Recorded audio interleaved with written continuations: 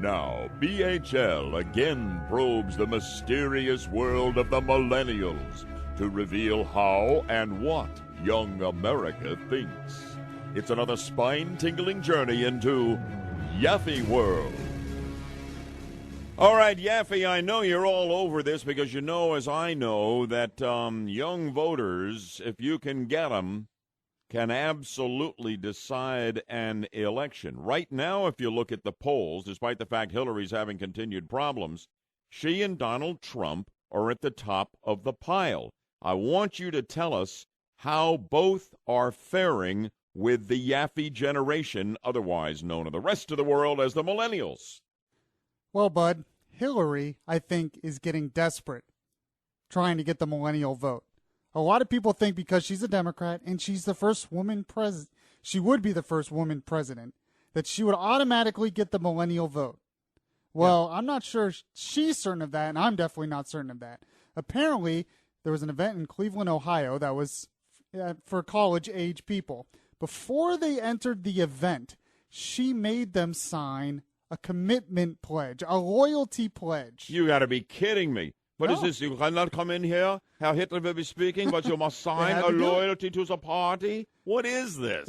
It reads, someone posted this on Twitter, by the way. It's how it got out. But it reads, I blank, you put your name in there, commit to vote for Hillary Clinton.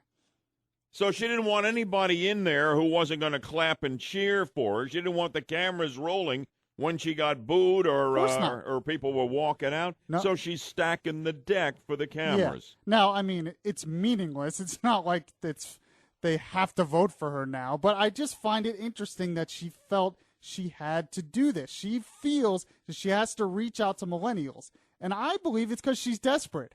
I do not think she is going to get as many millennial votes as Obama did. I don't see it. What I understand in that Cleveland event you're referring to here, they didn't have a very big crowd either for Hillary. Nope.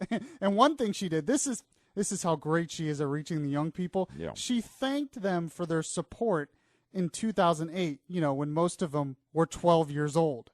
So there you go, trying to reach millennials. I don't see it. Hadn't thought about that. You're right. You're absolutely right. The Yaffee generation, like 18 to 34, is what we're talking about here, and this is for young people out in Cleveland. Now, I have to ask you about this. Yes. Hillary's a little long in the tooth, and she looks it. Donald's actually older. Donald Trump is 69. He would be the oldest president if he won. He would take office older than anybody ever has before. He's a billionaire. I mean, can young people who can't put two nickels together relate to a guy like Donald Trump? What have you found out about Trump and his appeal to the millennials, the young Yaffee generation? Well, and this kind of surprised me, actually, but apparently this is according to a Zogby poll. He has 25% of the millennial vote. That sounds good. Put it in perspective for me. Trump, 25. Well, the next highest is Jeb Bush with, let's see. 9%. Am I right at that? 9%.